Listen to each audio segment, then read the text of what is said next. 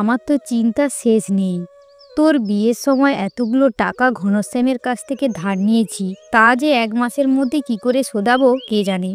তার উপরে আরেক খরচা শুরু হয়েছে। নতুন বউকে দেখতে রোজ রোজ কেউ না কেউ বাড়িতে আসছে, তাদেরকে তো আর কিছু না খাইয়ে বাড়ি পাঠানো যায় না। এখনকার দিনে মিষ্টির দাম যা বেড়েছে, কি করে সামলে উঠবো কে জানে। হ্যাঁ মা, আমার যে কোনো চিন্তা হচ্ছে না তা না, কিন্তু কি করবে বলো, পাড়ার লোককে তো আর না বলতে পারি না। আর ঘনশ্যাম বাবু বলেছেন ১ মাসের মধ্যে টাকা না দিলে বাড়িটা দখল নেবে। মা, তোমার বয়স হয়েছে, তুমি বেশি চিন্তা করো না। বলছিলাম মা, তোমার বৌমা খুব ভালো সুজির হালুয়া আর বেসনের লাড্ডু বানাতে পারে, যা দোকানের সমস্ত মিষ্টিকে হার মানাবে। কি খোকা, তুই যে কি বলিস! এই সবেমাত্র তোদের বিয়ে হয়েছে, এখনই আমি বৌমাকে রান্নাঘরে সুজির হালুয়া আর লাড্ডু বানাতে বলবো? নতুন বৌমা, সে কি ভাববে বলতো? তাছাড়া লোকে কি বলবে? না না, আর যা হোক, বৌমাকে রান্নাঘরে পাঠাবো না। না মা, লোকে কি বলবে সেই সব ভেবে কাজ নেই, এটা তো ওরও ঘর। আর কবিতা একজন বুদ্ধিমতী মেয়ে, ও সব বুঝবে। না না, তুই যাই বলিস, এটা ঠিক না। এটা তো আজ থেকে ওরই ঘর, ও করবে কাজ। তবে এখন না, আর কিছুদিন যাক। আমি ওই মা মরা মেয়েটাকে এত তাড়াতাড়ি সংসারের বোঝা চাপিয়ে দিতে পারবো না। মা ছেলের এমন কথা পাশের ঘর থেকে শুনছিল কবিতা। তাদের সমস্ত কথা শুনে কবিতা পাশের ঘরে যায় তাদের কাছে। মা, আমি সব শুনেছি তোমাদের কথা। তোমার ছেলে তো ঠিকই বলেছে, এখন থেকে এটা তো আমারও বাড়ি, আর আমি একটু কাজ করে আমার বাড়ির সম্মান রক্ষা করতে পারবো না কেন? কিন্তু বৌমা, তোমার এই তো সবে বিয়ে হয়েছে, তাই বলছিলাম পাড়ার লোকে কি সব বলবে। বৌমা আসতে না আসতেই কাজে লাগিয়ে দিয়েছে। না মা, লোকের কথায় আর কান দিলে চলে না। আমার একটু কাজে যদি বাড়ির ২-১ পয়সা বাঁচে, এতে ক্ষতি কি? ওগো, তুমি আর দাঁড়িয়ে থেকো না, যাও বাজার থেকে সমস্ত জিনিসপত্র কিনে নিয়ে এসো। আমি এখন রান্নাঘরে যাচ্ছি। বৌমার এমন কথা শুনে রাজুর মা খুব খুশি হন। সে মনে মনে ঠাকুরকে ধন্যবাদ জানায়। হ্যাঁ কবিতা, আমি এখনই নিয়ে আসছি। রাজু কবিতার দেওয়া ফর্দ নিয়ে বাজারে আসে আর দোকান থেকে সমস্ত জিনিস নিয়ে বাড়ি ফেরে।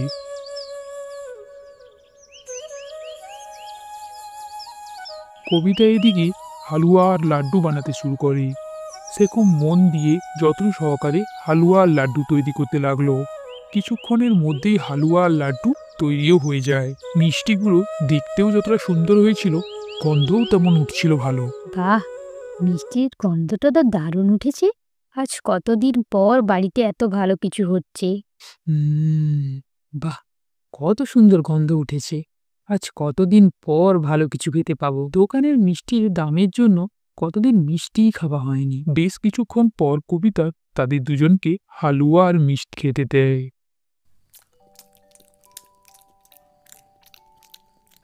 হুম। হালুয়া আর লাড্ডুটা এতটাই সুন্দর হয়েছিল যে তারা খাওয়াই থামাচ্ছিল না।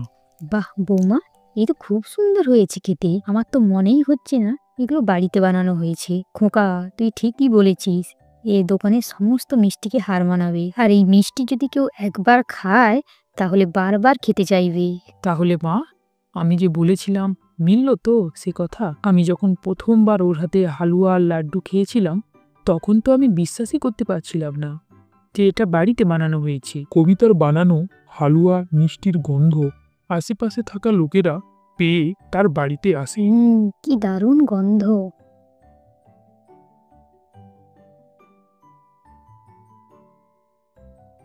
কি দিদি, একা একা বসে আছো? তা তোমার বৌমা কোথায়? তাকে তো দেখছি না। তা বৌমা কি রান্না করছে যার এত সুন্দর গন্ধ বেরিয়েছে? আরে আরে বোন, বসো বসো। এই বৌমা একটু হালুয়া লাড্ডু বানাচ্ছে। কবিতা মা, আরে কাকিমা এসেছে, একটু হালুয়া মিষ্টি নিয়ে এসে তো। কিছুক্ষণ পরে কবিতা হালুয়া আর লাড্ডু নিয়ে আসে। মিনতি, তুমি একটু খেয়ে বলো বৌমা আমার কেমন বানিয়েছে। তা বলা মাত্রই মিনতি চটচট করে হালুয়া আর মিষ্টিটা খেতে শুরু করে। বাহ বৌমা, এ তো চমৎকার হয়েছে। আজ অনেক দিন পর এমন হালুয়া মিষ্টি খাচ্ছি, যার গন্ধও যেমন সুন্দর আর টেস্টও তত ভালো। এটা রাখো, এটা হলো আমার আশীর্বাদ। নতুন বউয়ের মুখ দেখলাম, মিষ্টি খেলাম, আর আশীর্বাদ করব না? বৌমা, কাকিমা যখন দিচ্ছে ওটা রাখো। লজ্জা পেও না। এরপর থেকে যত দিন যায় এক এক করে প্রতিবেশীরা আসে, কবিতার বানানো সুস্বাদু হালুয়া লাড্ডু খায় আর আশীর্বাদ স্বরূপ 100 টাকা করে কবিতার হাতে দিয়ে যায়। মা, এই টাকাগুলো তুমি রাখো। আমাকে যারা দেখতে এসেছিল তারা যে টাকাগুলো দিয়েছিল, এখান থেকে 2000 টাকা হয়েছে। তুমি এটা রেখে দাও, সংসারের কাজে লাগাবে। না না বৌমা, এটা তোমার টাকা, তুমি রাখো। আর তুমি যে ওদেরকে মিষ্টি খাইয়েছো নিজের হাতে বানিয়ে, ওই টাকা দিয়ে তোমাকে সবাই আশীর্বাদ করেছে। ওই টাকা আমি নিতে পারবো না। ওই টাকাতে শুধু তোমারই অধিকার আছে, তোমারই প্রাপ্য। না মা, এমন কথা আর কোনোদিনও বলবে না। এই বাড়িটাতে তোমারও যেমন অধিকার আছে তেমন আমারও আছে, ঠিক তেমনই তোমার সব জিনিসে যেমন আমারও অধিকার আছে, আমার সব জিনিসে তেমন তোমারও অধিকার আছে। এই নাও, তুমি টাকাটা রাখো। তুমি দেখছি আমার কোনো কথা শুনবে না, সেই তোমার প্রাপ্য টাকা আমাকে দিয়েই ছাড়বে। ঠিক আছে, এত করে যখন বলছো দাও। পরের দিন সকালে ঘনশ্যাম আসে। ও মাসি, বলি আমার টাকাটা কবে দেবে? দেখতে দেখতে তো 15টা দিন কেটে গেল। বলেছিলে 15 দিনের মধ্যে টাকা ফেরত দেবে। হ্যাঁ বাবা, বলে তো ছিলাম, কিন্তু টাকাটা জোগাড় করতে পারিনি। খোকা আমার কাজে ফিরলেই টাকা তোমায় ফেরত দিয়ে দেব। তুমি আর কিছুদিন সময় দাও আমায়। সবে সবে বিয়ে হয়েছে তো, তাই ও কাজে যেতে পারেনি। আরে মাসি, ছেলেকে বিয়ে করিয়েছ, বৌমার বাড়ি থেকে কিছু টাকা পয়সা নাওনি, সেখান থেকে আমাকে দিয়ে দাও। নাকি সেগুলো ব্যাংকে জমা করে দিয়েছো? এদিকে আমার টাকা দেওয়ার সময় টাকা নেই। এ কি বলছো ঘনশ্যাম? আমি ছেলেকে বিক্রি করে দেইনি, ছেলেকে বিয়ে করিয়েছি। বৌমার বাড়ি আমাদের থেকেও গরিব, তাই কোনো টাকা পয়সা নেইনি। তুমি বাবা আর 15টা দিন আমায় সময় দাও, আমি তোমার সমস্ত টাকা ফেরত দিয়ে দেব। এমন কথা শুনে ঘনশ্যাম প্রচুর রেগে যায়। 15 দিন পরে যদি তুমি টাকা না দাও, তোমার বাড়িটাই নিয়ে নেব। যারা কথা দিয়ে কথা খিলাপ করে তাদেরকে আমি সহ্য করতে পারি না। ঠিক আছে ঠিক আছে, আর 15টা দিন সময় দিলাম। না বাবা, তুমি আমার বাড়িটা নিও না। নতুন বৌমা, কোথায় যাব বাড়িটা নিয়ে নিলে? আমি তোমার টাকা ফেরত দিয়ে দেব। মা, দেখতে দেখতে অনেকগুলো দিন কেটে গেল।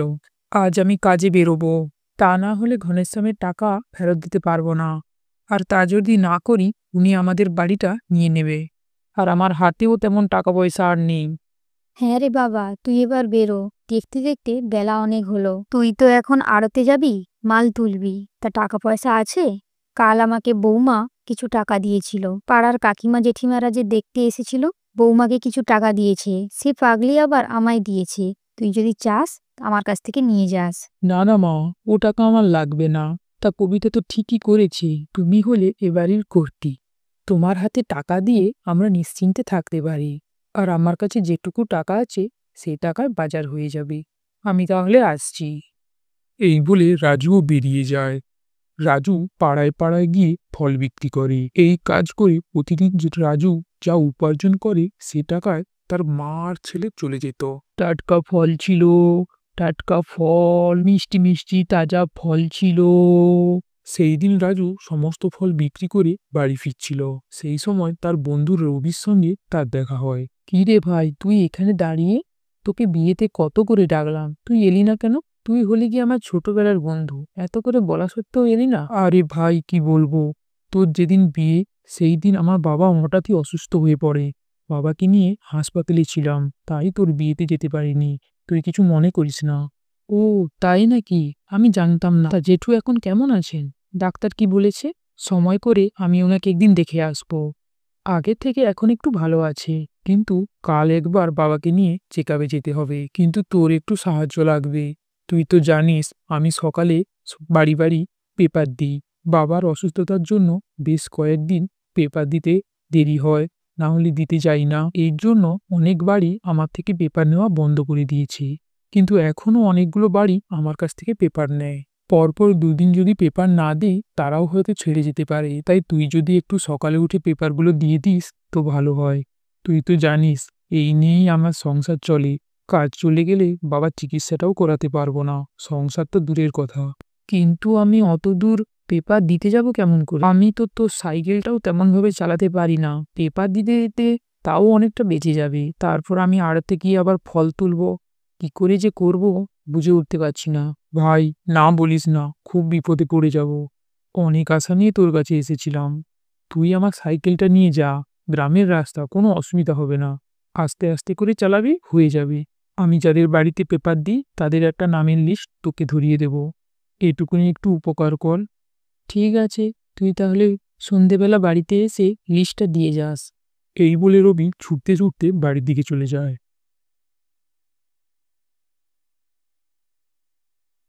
পরের দিন রবির দেওয়ার লিস্ট নিয়ে রাজু বেরিয়ে পড়ে পেপার দেওয়ার জন্য।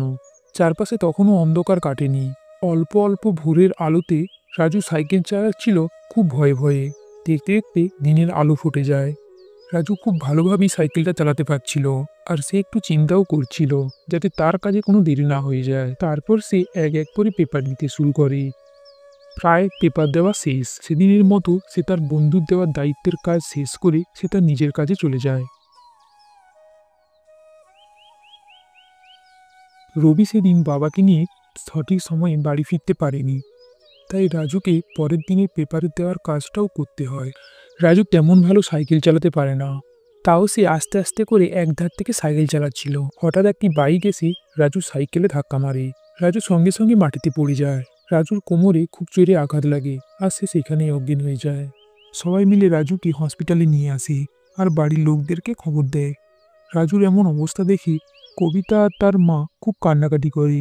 ডাক্তার বলেছে রাজু সেরে উঠতে অনেকটা দেরি লাগবে, আর চিকিৎসার জন্য অনেক টাকা পয়সাও লাগবে। এই গরিব বাড়ির একজনই মাত্র রোজগেরে, সেও এখন শয্যাশায়ী। কি করে সংসার চলবে, কি করে ঘনশ্যামের টাকা ফেরত দেবে, এই ভাবতে ভাবতে তারা দিশেহারা হয়ে পড়েছিল। কিন্তু সান্ত্বনা দেওয়ার কেউ ছিল না। তারপর রাজুর জ্ঞান ফিরলে তারা তাকে বাড়িতে নিয়ে আসে।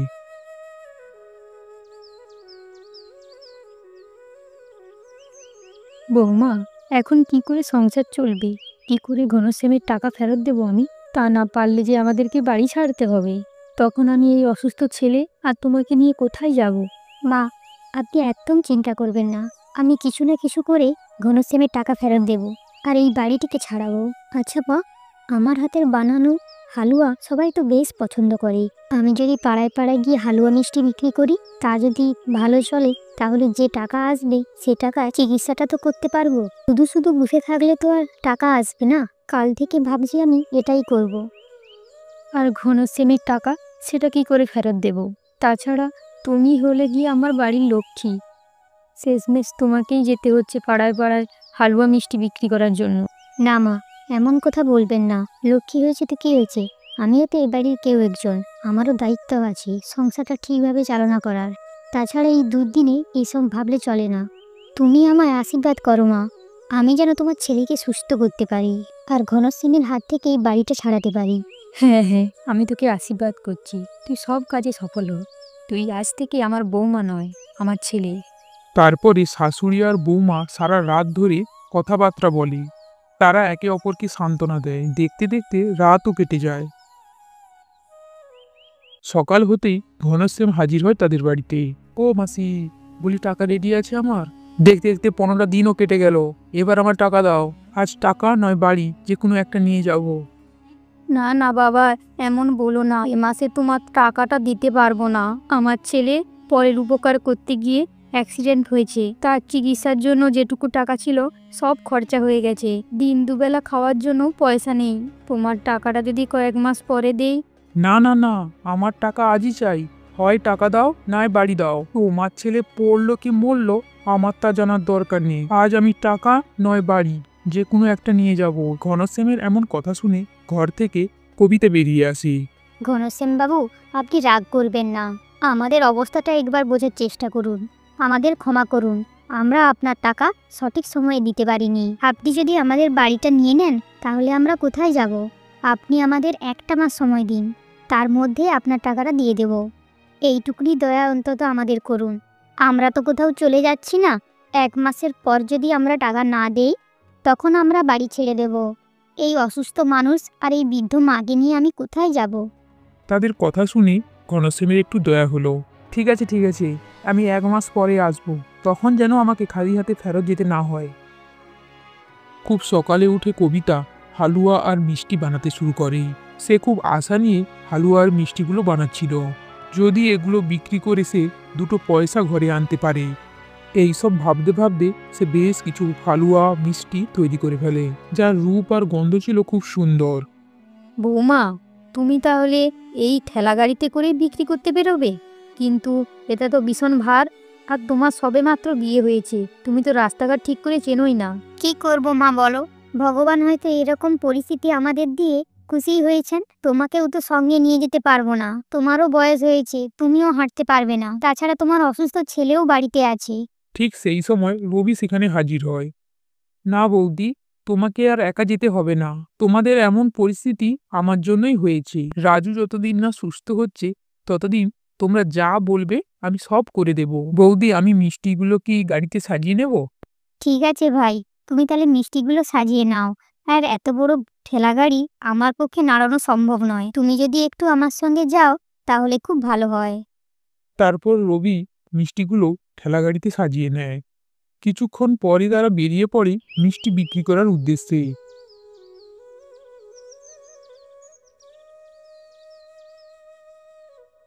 নতুন রকমের সুজির হালুয়া নিয়ে যাও, টাটকা লাড্ডু মিষ্টি নিয়ে যাও, খুব কম দামে, ঘরে বানানো ফ্রেশ টি হবে। প্রথম দিন তেমন একটা সেল হলো না। তাদের থেকে মিষ্টি নেওয়া তো দূরের কথা, তাদের দিকে হাঁ করে তাকিয়ে থাকতো। বেশ কয়েকটা দিন এভাবেই কাটছিল।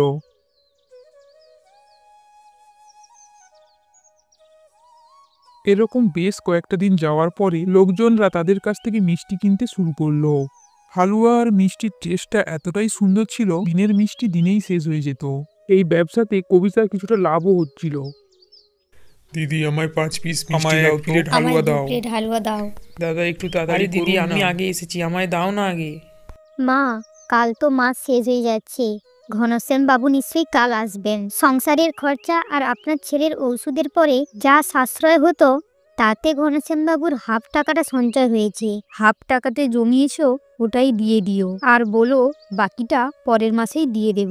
আশা করি উনি একটু বুঝবেন আমাদের কষ্টটা। পরের দিন সকালে ঘনশ্যামবাবু আসেন। শুনুন, কিছু মনে করবেন না, আপনার পুরো টাকাটা আজ দিতে পারছি না। এ মাসে হাফ দিচ্ছি, পরের মাসে হাফ দিয়ে দেব। বুঝতেই পারছেন, একা মেয়ে মানুষ, ব্যবসা করে অসুস্থ স্বামীকে সারিয়ে তোলার চেষ্টা করছি। কবিতার মুখে এমন কথা শুনে ঘনশ্যাম ভীষণ রেগে যায়। বাবা ঘনশ্যাম, তুমি রেগে যেও না, আমরা সত্যি অসহায়, অনেক কষ্টে তোমার টাকাটা জমিয়েছি। তুমি এই গরিব বুড়িকে একটু দয়া করো, পরের মাসে তোমার সব টাকা চুকিয়ে দেব। আরে থামুন তো, আপনাদের মতো বাজে লোক আমি আগে কখনো দেখিনি। টাকা নেওয়ার সময় বলেছিলে 15 দিনের মধ্যে টাকা মিটিয়ে দেবে। 15 দিন বলে 2 মাস হয়ে গেল, এখনো টাকা দেওয়ার নাম নেই। থামুন ঘনশ্যাম বাবু, আপনার কাছে টাকা নিয়েছি বলে আপনি যা খুশি বলতে পারেন না। উনি একজন বয়স্ক মানুষ, আপনার থেকে অনেক বড়, আপনি এভাবে ওনাকে অপমান করতে পারেন না। আপনি এই টাকাটা নিয়ে যান, পরের মাসে নিশ্চয়ই আপনার পুরো টাকাটা ফেরত দিয়ে দেবো। আমার স্বামী যদি অসুস্থ না হতেন, আপনার পুরো টাকাটা কবে ফেরত দিয়ে দিতাম। মানুষের সুবিধা অসুবিধা দেখবেন না। টাকা দেওয়ার নাম নেই, মুখে বড় বড় কথা। এত যদি মান সম্মানের ভয়, তাহলে অন্যের কাছ থেকে টাকা নিয়েছিলে কেন? টাকাই যখন নিয়েছিলে সময়ে ফেরত দিচ্ছ না কেন? এই হাফ টাকা নিয়ে যাচ্ছি, পরের মাসে বাকি টাকা না পেলে বাড়ি থেকে ঘাড় ধরে বের করে দেব। এই বলে টাকা নিয়ে ঘনশ্যাম রেগে মেগে বেরিয়ে যায়। দেখতে দেখতে অনেকগুলো দিন কেটে যায়। রবির বাবা মারা যাওয়ায় রবি কবিতার সাথে আসতে পারেনি। কয়েকটা দিন ধরে কবিতা একাই ঠেলা নিয়ে বেরোচ্ছে মিষ্টি বিক্রি করার জন্য। একটু বেশি বিক্রির আশায় সারা পাড়া ঘোরার পর হাইওয়ের ধারে এসে বসে। দুপুর হয়ে যাওয়ার জন্য রাস্তাঘাট ফাঁকাই ছিল। না, আজকে আর হয়তো বিক্রি হবে না, রাস্তা পুরো ফাঁকা, কোনো লোকজন নেই, কে আর কিনবে, তার থেকে বরং বাড়ি চলে যাই। এরকম ভাবতে ভাবতে কবিতা দূর থেকে আসা একটা গাড়িকে লক্ষ্য করল। গাড়িটি কবিতার ঠেলা গাড়ির সামনে এসে দাঁড়ায়। গাড়ি থেকে একজন লোক নেমে আসে। কবিতার ঠেলা গাড়ির সামনে এসে বলে, এই মেয়ে, এই হালুয়া মিষ্টিগুলো ভালো হবে? অনেকদিন হলো এইসব মিষ্টি খাইনি। এখন যা ভ্যারাইটিস মিষ্টি বেরিয়েছে, এই মিষ্টিগুলো যেন কোথায় হারিয়ে গেছে। তা তুমি এগুলো রোজ বাড়িতেই বানাও নাকি অন্য কোথাও থেকে নিয়ে এসে বিক্রি করছো? না না বাবু, আমি রোজ বাড়িতে বানাই, আমার হালুয়া মিষ্টি খুব ভালো, তাই তো রোজের মিষ্টি রোজ বিক্রি হয়ে যায়। ও তো সবাই বলে, তোমাদের মিষ্টি তোমরা বিক্রির জন্য অনেক কিছু বলতে পারো। আমাকে 1 প্লেট হালুয়া দাও তো, দেখি টেস্ট করে কত ভালো। হ্যাঁ বাবু, এখনই দিচ্ছি। তারপর কবিতা তাকে 1 প্লেট হালুয়া দেয়। তারপর সে হালুয়া খেতে শুরু করে। হালুয়াটা এতটাই ভালো লাগছিল তার, সে খাওয়াই বন্ধ করছিল না। প্লেটের সমস্ত হালুয়া একেবারেই শেষ করে দেয়। আরে বাহ, এ তো খুব সুন্দর টেস্ট। গন্ধও যেমন, তার খাবারের টেস্টও তেমন। অপূর্ব হয়েছে, অপূর্ব। আজ অনেকদিন পর এমন হালুয়া খেলাম। আজ বড়ই মায়ের হাতের হালুয়ার কথা মনে পড়ছে। এই মিষ্টি কি তুমি বানিয়েছো? হ্যাঁ বাবু, আমিই বানিয়েছি। মিষ্টি বানানো আমি আমার ঠাকুমার কাছ থেকে শিখেছি। দেখুন, আমি কোন ছোটবেলায় এটা শিখেছিলাম, আর আজ বিয়ের পর সেটা কাজে লাগছে। মানে? তারপর কবিতা তার সঙ্গে ঘটে যাওয়া সমস্ত কথা খুলে বলে। ও, এই ব্যাপার। ভগবান এখন তোমার পরীক্ষা নিচ্ছেন। উনি খুব তাড়াতাড়ি তোমায় সাহায্য করবেন। কাল আমার ছেলের জন্মদিন। 500 জনের জন্য হালুয়া আর লাড্ডু লাগবে। বানিয়ে দিতে পারবে? তোমার হালুয়া লাড্ডু আমার খুব পছন্দ হয়েছে। আমার ছেলের জন্মদিনে এমন মিষ্টি সবাইকে খাওয়াতে চাই। এতে তোমারও কিছু লাভ হবে আর আমার ইচ্ছেটাও পূর্ণ হবে। কি বলছেন আপনি? 500 জনের জন্য হালুয়া লাড্ডু? অত জনের জন্য তো হালুয়া লাড্ডু আমি কোনোদিন বানাইনি। যদি কিছু ভুল হয়ে যায়, আর এত কম সময়ের মধ্যে এত লাড্ডু কি করে বানাবো? যদি বানানো ভুল হয়ে যায় তাহলে তো আপনার অসম্মান হবে। আরে না না, তুমি তো কোনোদিন বানাওনি, তাই তোমার এমন মনে হচ্ছে। প্রথমবারে এরকম ভয় লাগবে। ভয় পেও না, কিচ্ছু হবে না। এই নাও অগ্রিম টাকা। বাকি টাকা মিষ্টি হাতে পেলে দিয়ে দেব। বাড়ি যাও আর তাড়াতাড়ি কাজে লেগে পড়ো। কাল সকাল 9টায় আমার ডেলিভারি লাগবে। তার এমন কথা শুনে কবিতা তার মধ্যে স্বয়ং ভগবানকে দেখতে পায়। বাবু, আপনি হচ্ছেন স্বয়ং ভগবান। আপনি আমাকে যে আশা দেখিয়েছেন, এতটা সাহস দেখিয়েছেন, আর আমার উপর বিশ্বাস রেখেছেন, আমাকে তো এটা বানাতেই হবে। কবিতার সঙ্গে কথা বলে লোকটি চলে যায়। কবিতা একসঙ্গে এতগুলো টাকা হাতে পেয়ে ভগবানকে ধন্যবাদ দেয়। সে তাড়াতাড়ি করে ঠেলাগাড়ি নিয়ে বাড়ি ফিরে আসে। বাড়ি ফিরে কবিতা একটুও সময় নষ্ট না করে হালুয়া আর লাড্ডু বানাতে শুরু করে। তার লাড্ডু তৈরিতে তার শাশুড়ি মা আর রবি সাহায্য করে। তারা সারা রাত ধরে হালুয়া আর লাড্ডু বানাতে থাকে। রাত পেরিয়ে ভোর হয়ে যায়। এদিকে কবিতার 500 জনের লাড্ডু হালুয়াও বানানো হয়ে যায়। সকাল 10টা বাজলেই সেই বাবু চলে আসে কবিতার বাড়িতে মিষ্টি নেওয়ার জন্য। কি বলেছিলাম না পারবে? সমস্ত মিষ্টি থেকে দারুণ গন্ধ বেরিয়েছে। তার মানে তুমি পেরেছো, কোনো ভুল হয়নি তোমার কাজে। আর বাকি টাকাটা দিয়ে দিলাম। আরও কোনোদিন যদি আমার অর্ডার লাগে তুমি বানিয়ে দিও। বাবু, আপনি হলেন সাক্ষাৎ ভগবান। আপনি যদি আমার বৌমাকে এই অর্ডারটা না দিতে, তাহলে কোনোদিন আমরা আমাদের এই পরিস্থিতি থেকে মুক্তি পেতাম না। না না, এ কথা বলবেন না। তোমার বৌমার বানানো মিষ্টির টেস্ট আমার খুব ভালো লেগেছে, তাই তো আমি অর্ডার দিয়েছি। তা না হলে কি আমি অর্ডার দিতাম? এই সমস্ত পরিস্থিতি থেকে উদ্ধার করেছে আপনার বৌমা। দিতেই যদি হয় ধন্যবাদ আপনার বৌমাকে দিন, যে আপনাদের এমন পরিস্থিতিতেও আপনাকে আর আপনার ছেলেকে ছেড়ে যায়নি। ঠিক আছে, আমার দেরি হয়ে যাচ্ছে, আমি তাহলে আসছি। এই বলে তিনি চলে যান।